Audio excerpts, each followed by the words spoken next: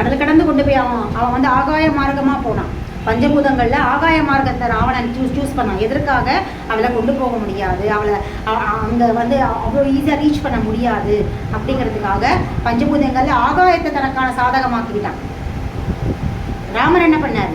ஆகாயத்தை இது பண்ணனா ஆகாயத்தை தனக்குள்ள உள்வாங்கிக்கிற கடல் இல்லையா? கடல் ஏன் நீல கலர்ல இருக்கு? ஆகாயத்தையே, ஆகாயத்துடைய கலரை தனக்குள்ள உள்வாங்கிக்கிட்டு இருக்கு. அப்ப அந்த ஆகாயத்தையே தனக்குள்ள உள்வாங்கிட்டு இருக்க கடல் வழியா போனார். மார்க்கம், கடல் மார்க்கமா அவர் போனார். அவர் நினைச்சாலும் ஆகாய மார்க்கமா போயிருக்கலாம் இல்லையா? அனுமன் ஆகாயத்துல பறக்கக்கூடிய தன்மை இருக்கு. அப்ப அவர் அனுமன் வழியாவே அவருடைய படைகளை கடத்தி கூட்டிட்டு போயிருக்கலாம் இல்லையா? அவரே ஆகாய மார்க்கத்தை சூஸ் பண்ணல. ஏன்னா ஆகாயத்தை கூட தனக்குள்ள உள்வாங்கி இருக்கிற கடல். கடல் யாரு? பெண்ணுடைய பெண் அப்படின்னாலே நீர். நீர் தான் பெண். அதனால்தான் நதியையும் ஆறுகளையும் கடலையும் பெண்களோட பெயரால் அழைச்சாங்க. அவன் ஆண் சக்தி எடுத்துக்கிட்டான். ஆகாயம் அப்படிங்கிறத அவன் ஆணா நினைச்சான், அந்த சக்தி எடுத்துட்டான். ஆனா ராமர் என்ன பண்ணாரு? பெண் சக்தி தான் பிரதான சக்தி அப்படிங்கிறத புரிஞ்சுக்கிட்டு என்ன பண்ணாரு? கடல் வழியா போனார். கடல் வழியா போய் கடல் வழியா பாதை அமைச்சார். அவன் ஆகாயம் வழியா பாதை அமைச்சானா, இவர் கடல் வழியா பாதை அமைச்சு சீதையை காப்பாற்றுறதுக்கு போனார். ஸோ இப்படித்தான் எல்லா விஷயங்களுமே நம்ம முன்னோர்கள் முன்னாடி எழுதி வச்சுட்டாங்க. இது ராமாயணம் அப்படின்னா மகாபாரதம் மண்ணாசை, அதாவது ஒரு இதையவே முன்னாடியே கணிச்சிட்டாங்க. இன்னைக்கு எல்லாருமே பணத்தை தேடி ஓடிக்கிட்டு இருக்குமா இல்லையா? இன்னைக்கு எல்லாருமே பணம் பணம் பணம், அதாவது உழைக்காம எப்படிலாம் பணம் கிடைக்கும் அப்படிங்கிற எல்லா விதமான வழிகளையும் இன்றைக்கு தேடிக்கிட்டு இருக்கோமா இல்லை? இதுதானே இன்னைக்கு கரப்ஷன் ஆகிட்டு இருக்க காரணமே அதுதானே. எங்கெங்கெல்லாம் கரப்ஷன் ஆகுதோ அதுக்கு என்ன காரணம்? மண்ணாசை. மண்ணாசைன்னா என்ன அர்த்தம்? பொருள் ஆசைன்னு அர்த்தம். பொருள் சேர்க்கணும், அளவுக்கு மீறின பொருள் சேர்க்கணும் அப்படிங்கிற ஒரு எண்ணம் தான் இன்னைக்கு மனிதர்களை அழிச்சிட்டு இருக்கு. இதையுமே முன்னாடியே கணிச்சதுனால தான் மகாபாரதத்தை எழுதுனாங்க. இப்படி இதெல்லாம் முன்னாடியே எழுதுகிற நம்ம மூதாதையர்களுடைய அதாவது இந்த பிரபஞ்ச சிஸ்டத்தை புரிஞ்சுக்கிட்டு இதுதான் ஓகே, எதிர்காலத்தை கணிக்கிறது கூடிய வல்லமை இருக்கு, அதை முன்னாடியே எழுதி வச்சா இதன் வழியா வந்து மக்களை ஈஸியாக ஏமாத்திடலாம் அப்படிங்கிற ஒரு திட்டத்தை இவங்க கிட்ட இருந்து கற்றுக்கிட்டு இவன் என்ன பண்ணான் அப்படின்னா பைபிள், குரான், அதுக்கப்புறம் வந்து பகவத்கீதை, இது 3 மறைநூல்கள் வழியாகவும் இந்த மாதிரியான பிரச்சனைகளை எழுதி வச்சு அவங்க எழுதுனது உண்மையாக நடக்க போகிறத எழுதுனாங்க. இவன் எழுதி வச்சுட்டு அதை இன்னைக்கு நான் சாத்தியப்படுத்திக்கிட்டு இருக்கான். கிருமிகள் வரப்போறதா பைபிள் சொல்லுது. கிருமிகள் மனிதர்களுக்கு எதிராக எந்த காலத்திலுமே செயல்பட்டதில்லை. ஆனால் இவன் பைபிளில் எழுதி வச்சதுக்காகவே கிருமி அப்படிங்கிறத ஒன்றை உருவாக்கி அதன் வழியாக கொரோனா நோயை வந்து உற்பத்தி பெருசாக்கி அதில் நிறைய பேரை கொண்டுட்டு ஏற்கனவே பைபிளில் இதெல்லாம் எழுதி வச்சிருக்கு அப்படிங்கிறத இன்னைக்கு பிரச்சாரம் பண்ணிக்கிட்டு இருக்கான். இதற்காக தான் லூயிஸ் பாஸ்டர் மாதிரியான நிறைய பேரை கைக்குள்ளே போட்டுட்டு அவங்கள கைக்கூலியாக வச்சுக்கிட்டு கிருமிகளுக்கு எதிராக செயல்திட்டமான இது எல்லாமே இதற்கு முன்னாடியே திட்டமிட்டு போடப்பட்ட ஒரு சதி.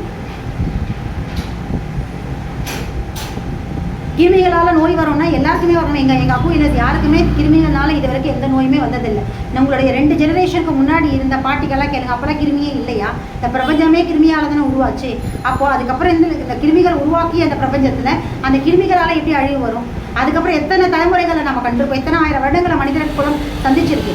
ஆனால் இது வரைக்கும் ஏதாவது ஒரு மனிதர் குலத்தில் கிருமிகள்னால அழிஞ்சாங்க அப்படின்ற மாதிரி ஏதாவது இருக்கா? கிருமியால் நோய் வந்து செத்தாங்கன்னு. ஆனால் இன்னைக்கு தானே என்னைக்கு ஆங்கில மருத்துவம் வந்ததோ அதுக்கப்புறம் தானே கிருமிகளால் சாவு அதிகமாக நடந்துக்கிட்டு இருக்கு. ஆனால் இது அப்படியே உள்டாவாக சொல்கிறான். அவங்க ஆங்கில மருத்துவம் வந்ததுக்கப்புறம் தான் கிருமியினால் வர நோய்களை கட்டுப்படுத்தி மனிதர்களை வாழ வச்சுட்டு இருக்கோம். ஆங்கில மருத்துவம் வரதுக்கு முன்னாடி இறப்பு டெத் ரேட் வந்து அதிகமாக இருந்ததுன்னு பொய்யான ஒரு தகவலை கொடுத்துக்கிட்டு இருக்கான். இப்படி ஏகப்பட்ட குளறுபடிகள் செஞ்சுக்கிட்டு இருக்கான். இந்த மாதிரி மறைநூல்கள் வழியாக எழுதி வச்சதை இன்னைக்கு சாத்தியப்படுத்திக்கிட்டு இருக்கான். இது எது யார்கிட்ட இருந்து கற்றுக்கிட்டாங்கன்னா புராணங்கள் இதிகாசங்களை அவன் நம்ம என்ன பண்ணிட்டோம் அப்படின்னா புராணங்கள் இதிகாசங்கள் இதுவுமே அவன் பண்ண பிளான் தான். என்ன பண்ணான்?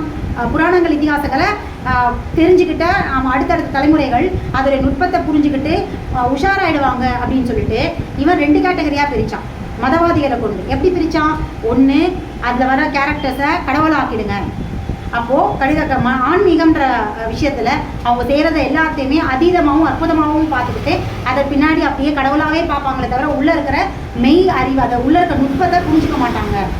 அது ஏதோ பெரிய சக்தி, அதீத சக்தி, நம்மளால் புரிஞ்சிக்க முடியாத சக்தி அப்படிங்கிற இடத்த ஒரு பார்ட்டு போயிடும். இன்னொரு பார்ட் வந்து எப்படின்னா, கடவுளுக்கு மறுப்பாளர்கள், எதிர்ப்பாளர்களாக மாற்றிடுங்க.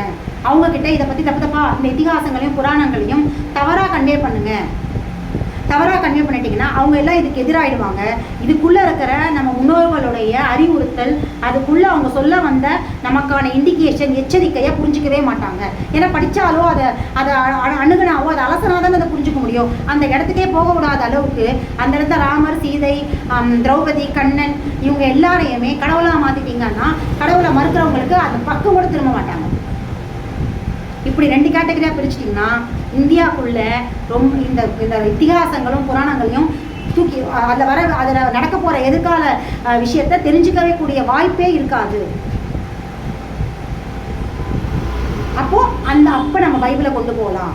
அப்போ பைபிளில் இருக்கிற விஷயங்கள் எல்லாமே நடந்துக்கிட்டு இருக்கு பார்த்தீங்களா. அப்போது புராணங்கள் இதிகாசங்கள்லாம் போய் இதுதான் உண்மை, பைபிள் தான் உண்மை, பைபிளில் இருக்கிற கடவுள் இயேசுநாதர் தான் உண்மைன்றதை பிரச்சாரம் பண்ணி உலகம் முழுக்கவுமே ஒரே மதத்தை கொண்டு வரதுக்கான இன்றைக்கி எப்படி ஆங்கில மருத்துவத்தை ஒற்றை மருத்துவமாக மாற்றிக்கிட்டு இருக்கானோ, அக்குபஞ்சர் மாதிரியான உடல் மருத்துவத்தை, உடலியலை சொல்கிற மருத்துவத்தை அழுத்திக்கிட்டு அது மேலே தன்னுடைய மருத்துவத்தை தூக்கி பிடிச்சி நிற்கிறாங்க.